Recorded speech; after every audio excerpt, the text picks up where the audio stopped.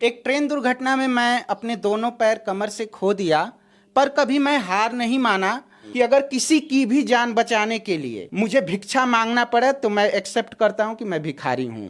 शायद उस जिंदगी से ये जिंदगी अच्छी है मेरे लिए। ऐसा क्यों कह रहे? इसलिए अच्छी है कि शायद वो पैर होता तो मैं ये सब नहीं कर पाता। आज भगवान मेरे भले ही पैर लिए, लेकिन आज मेरे साथ हजारों पैर खड़े हैं। चल न सके तो क्या हो गया, हम रेंगते रेंगते जाएंगे पर अपनी मंजिल पाएंगे। सामान्य लोग कितने बीमार पड़ जाते हैं तो हजारों लोग उनके साथ खड़े, लेकिन एक दिव्यांग अगर बीमार पड़ जाए तो उसके साथ बहुत कम लोग खड़ा होना पसंद करते हैं। आज भी मैं इन चीज़ों को समाज में देख रहा हूँ। तो उसके बाद मैं टूट गया था, मैं कैसे इलाज करूँ। इलाज हुआ, मेरे पिताजी ज़मीनें बेच कर मेरा इलाज कराएं। नमस्ते, मैं हूं पल्लवी और आप देख रहे हैं भारत एक नई सोच। आज मैं आपको जिन शख्स से मिलाने आई हूं ना, उनकी कहानी जब आप पूरी सुन लेंगे, यानी कि ये वीडियो जब आप पूरा देख लेंगे, तो हम में से बहुत से ऐसे दोस्त हैं जो अपनी परिस्थितियों को लेकर परेशान हैं, हताश हैं, निराश हैं और हर छोटी बड़ी शिकायतों को लेकर भगवान को कोसते हैं। तो आज हम आपको एक ऐसे भाई से मिलाएंगे ना, जो अपनी ज़िंदगी में तो मिसाल पेश कर ही रहे हैं, साथ ही साथ हम जैसे और भी बहुत सारे युवाओं को हौसला दे रहे हैं। अभिषेक जी, आपका बहुत स्वागत है। जी धन्यवाद। मैं आपके सभी दर्शकों का नमस्कार करता हूं। मेरा नाम अभिषेक पांडे और मैं मऊ ज़िले के उत्तर प्रदेश का निवासी हूं। और एक ट्रेन दुर्घटना में मैं अपने दोनों पैर कमर से खो दिया, पर कभी मैं हार नहीं माना। और आप, मेरा एक चैनल भी चलता है, यूट्यूब चैनल है अभिषेक ऑन बेड 6533, या अभिषेक ऑन बेड भी आप डालेंगे तो मेरा चैनल आ जाएगा। आप लाइक कर और सब्सक्राइब कर सपोर्ट कर सकते हैं। ट्रेन ये बताइए अभिषेक जी, ये आपको जो इंडिया बुक ऑफ रिकॉर्ड है, लिम्का बुक ऑफ रिकॉर्ड है, OMG रिकॉर्ड है, और ये देखिए ना, इतने शानदार वाले मेडल्स हैं जो हम बहुत कम देख पाते हैं, बहुत कम लोगों को मिलते हैं। तो ये सब कैसे मिला है, किन चीज़ों में? ये ओ my god book of record मेरा जागरूकता और सतर्कता के लिए कोरोना काल में 8 मीटर लंबा फेस मास्क कपड़े का मैं बनाया था। 8 मीटर लंबा? जी, 8 मीटर लंबा फेस मास्क।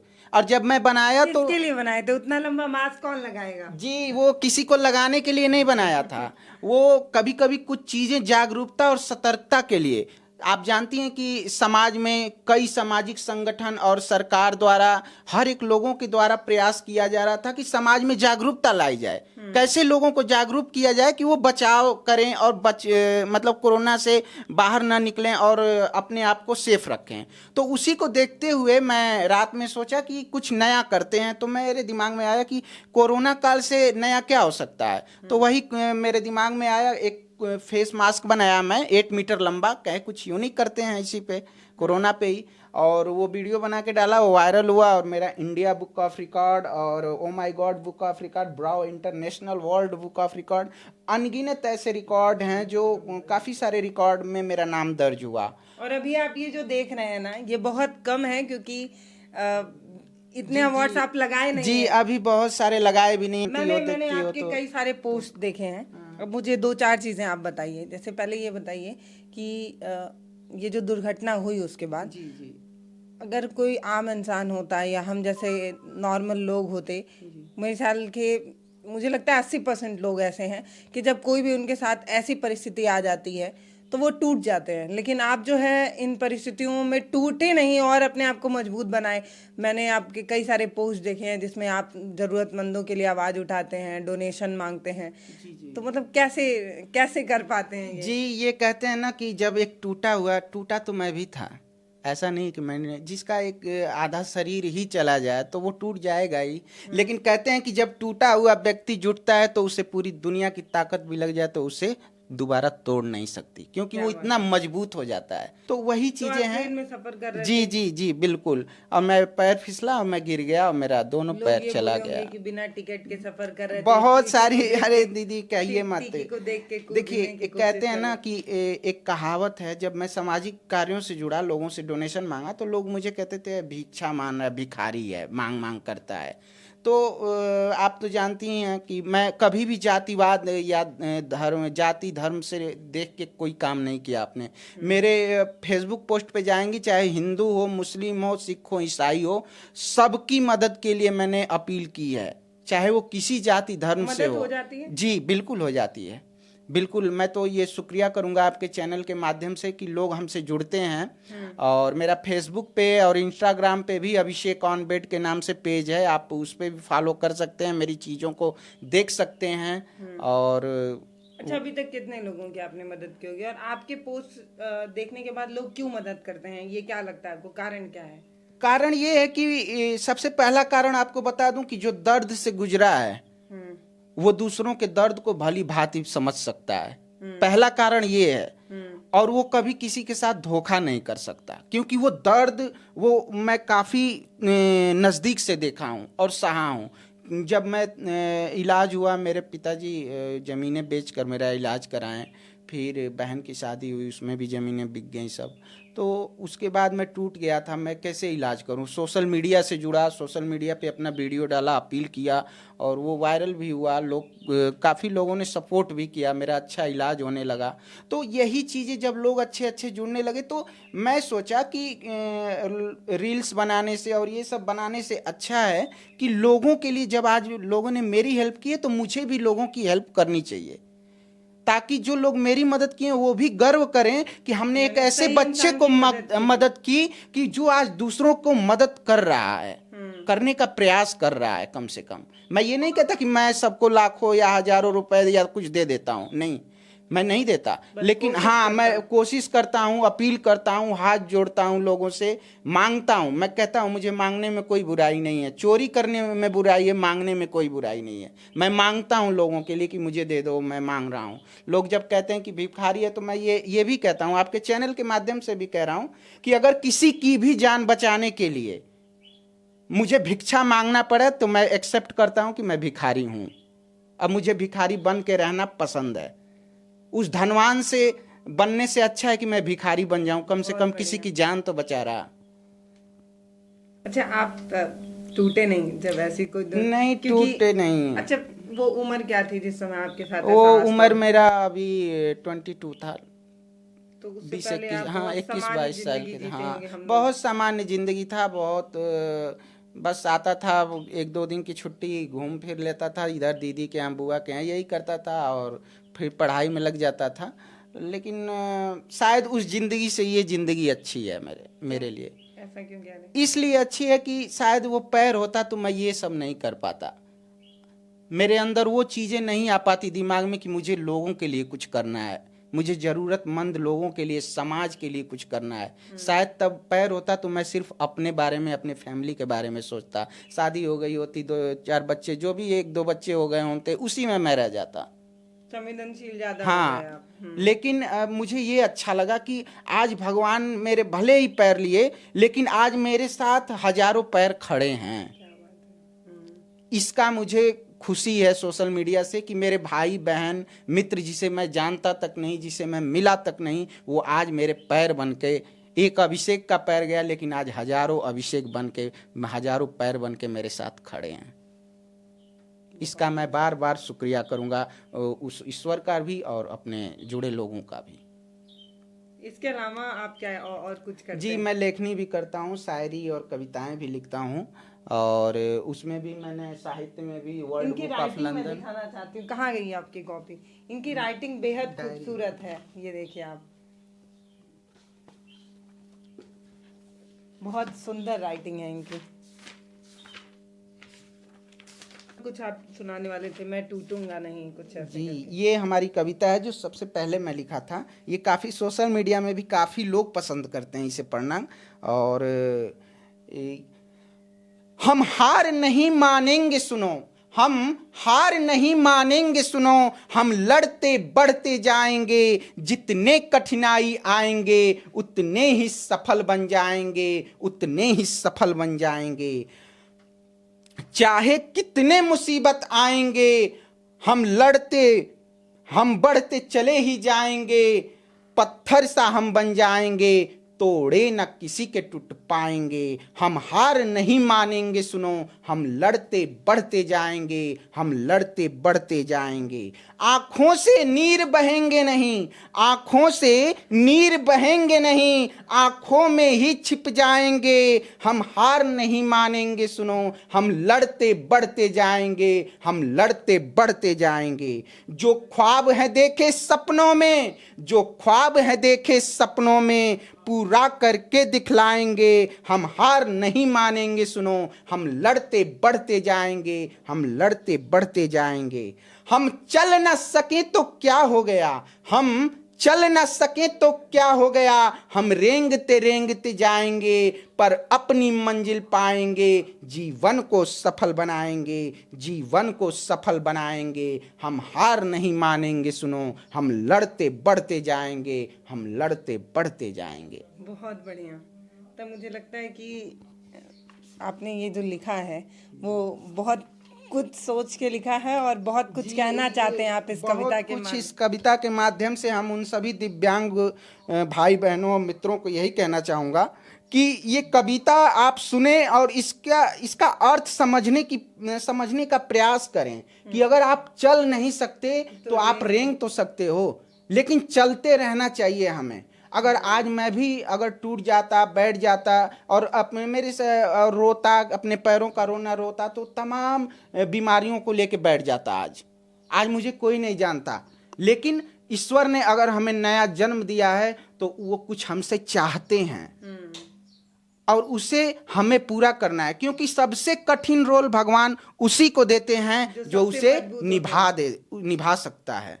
क्या क्या करते हैं आप? जैसे लोगों को जागरूक करके, अपील करके ब्लड दिलवाना, और फिर से हॉस्पिटल में कोरोना काल में लोगों को बेड दिलवाने से लेके ऑक्सीजन तक, दवाओं तक, राशन तक पहुंचवाना घर। यहाँ मैं काफ़ी सारे लोगों को आपके बता दूं कि घर तक हमारे जो ऊर्जा मंत्री जी हैं उनके आसपास के मतलब जितने मऊ के हैं लोग जो ज़रूरतमंद हैं उन तक भी मैं पहुंचाया राशन, और वो लोगों से अपील करके, और कोविड काल में।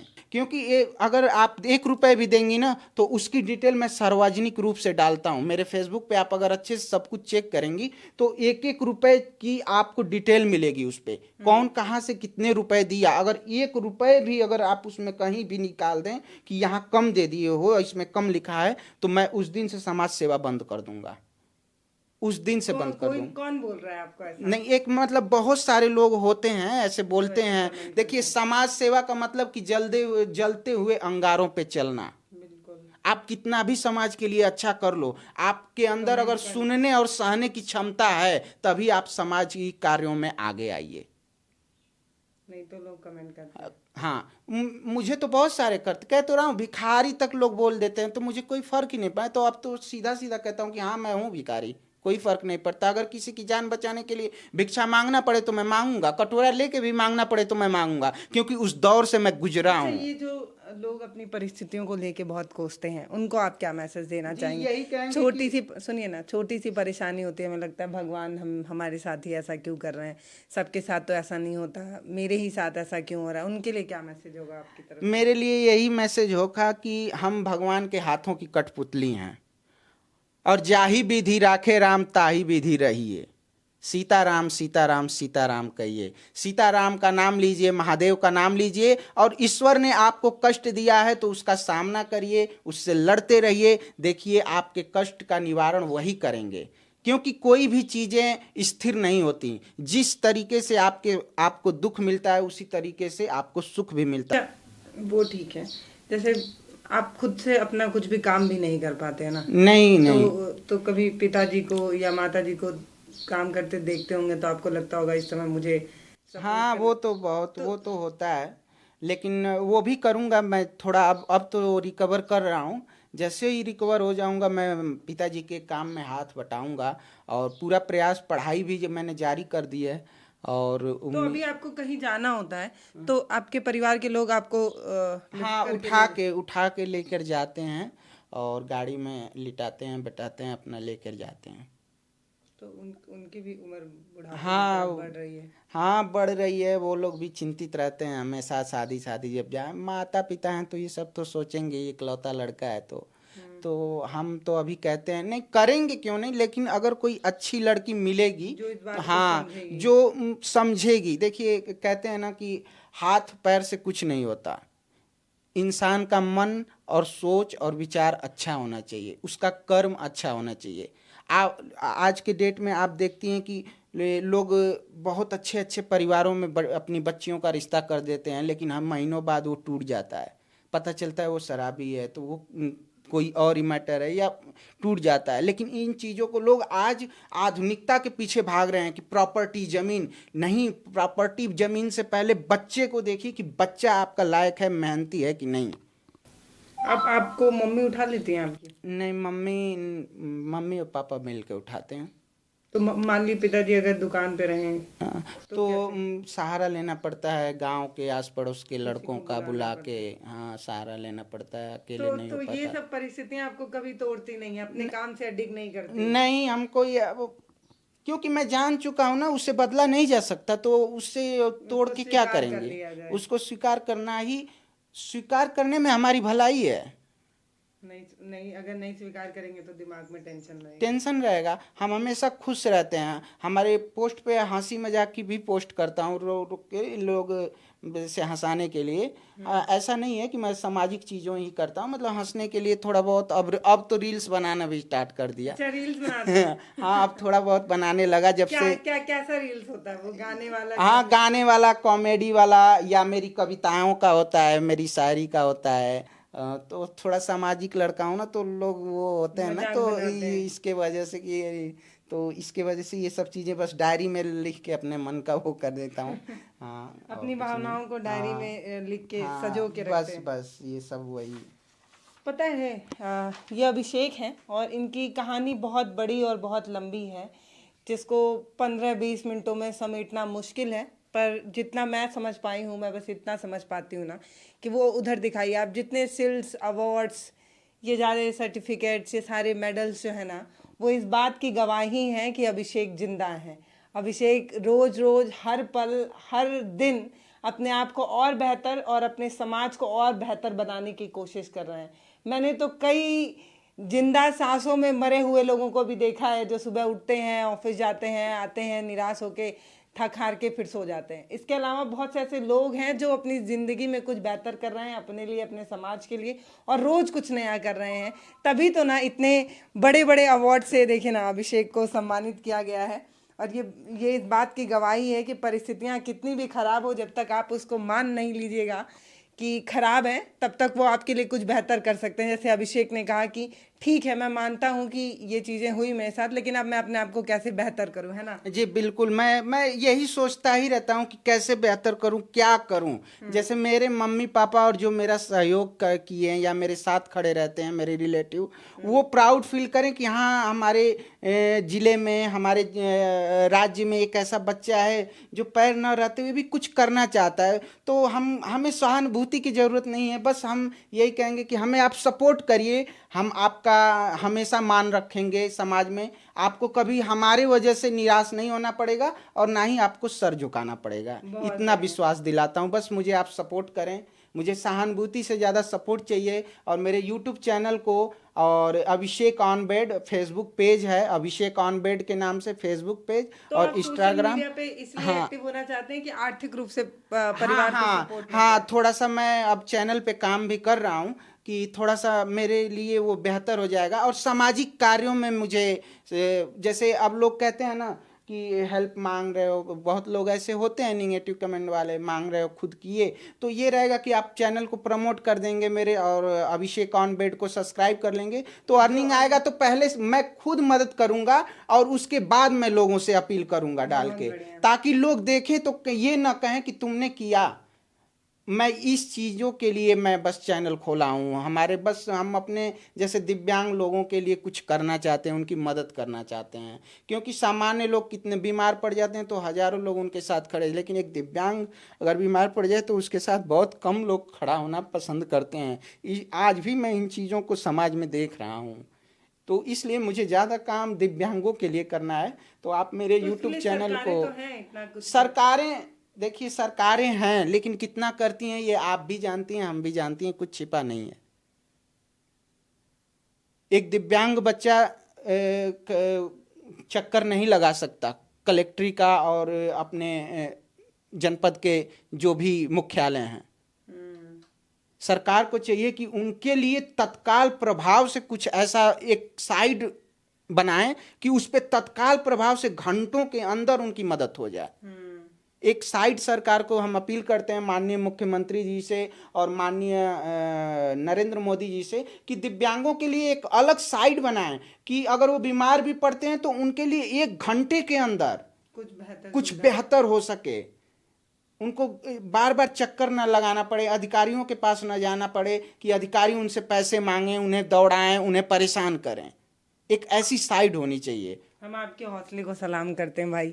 आप जिन परिस्थितियों में हैं उनमें भी कुछ बेहतर करने के बारे में सोच रहे हैं। देखिए इनकी परिस्थितियां ना सामान्य तो नहीं थी। जब जिस समय में हर युवा कुछ बेहतर करने के बारे में सोचता है, उसके सपने आसमान पर होते हैं, उस परिस्थिति में उस समय पर इनसे इनका पैर छिन जाता है, लेकिन उसके बाद भी ये इनका हौसला देखिए कि ये आज भी कुछ बेहतर ही कर रहे हैं समाज के लिए। तो अभिषेक जी आपका बहुत धन्यवाद, आभार प्रकट रिक्वेस्ट करूंगा सरकार से कि माननीय योगी जी से और मोदी जी से कि दिव्यांगों का जो सेंटर होता है, जो बोर्ड एग्जामिनेशन होते हैं, लड़कियों का तो चलिए दिव्यांग अगर लड़कियां हैं तो उनका तो सेल्फ सेंटर रहता है, लेकिन लड़कों को कितनी कठिनाइयां होती हैं इसे सरकार समझे।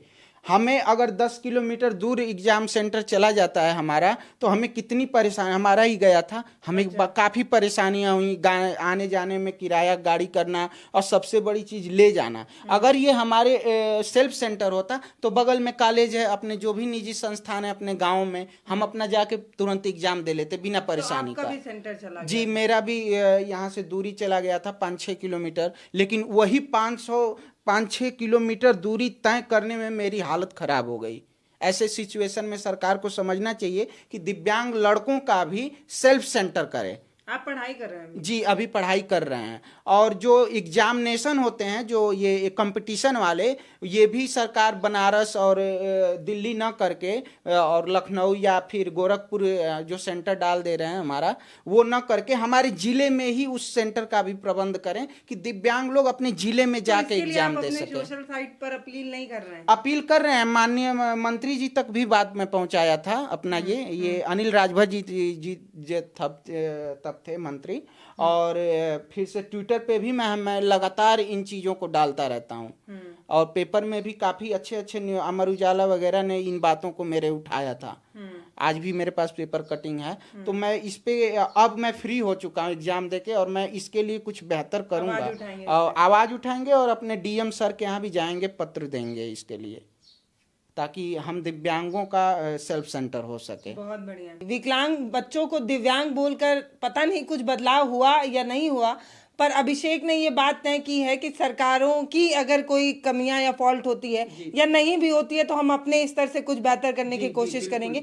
और ऐसे बच्चों को आप अपने मंत्रालय में जरूर बुला सकते हैं, क्योंकि जो भुक्तभोगी होता है या जिसको कष्ट होता है, जिसको परेशानी होता है, वो चीज़ें बड़ी संवेदनशीलता के साथ समझ पाता है। जैसे शायद सरकारों को आज तक इस बात का पता ना चल पाया हो या वो समझ ना पाए हो कि इस तरीके की भी दिक्कत होती है। जब आप कहीं दूसरा सेंटर दे देते हैं तो ऐसे बच्चे कैसे जाएं, तो ये अभिषेक बता रहे हैं। ऐसी बहुत सारी छोटे मुद्दे जो हमें छोटे लगते हैं, लेकिन इनके लिए ये बहुत बड़ी चीज़ हो जाती है, बहुत बड़ी समस्या बन जाती है। और कई ऐसे बच्चे भी होंगे जो इतना दूर सेंटर होने के बाद अपना पेपर भी छोड़ देते होंगे। कई ऐसे बच्चे होते होंगे जो इतना हौसला ही नहीं बना पाते होंगे कि वो परीक्षा में अपना फॉर्म भी भरें। तो अभिषेक उन सभी बच्चों के लिए प्रेरणा है, हौसला है, और आप इनको देखिए, इनके मेहनत को देखिए, और आप भी कुछ बेहतर करने का जज्बा अभी से बुनना शुरू कर दीजिए, क्योंकि जब आप बुनेंगे तभी आप बन पाएंगे। बहुत बहुत धन्यवाद।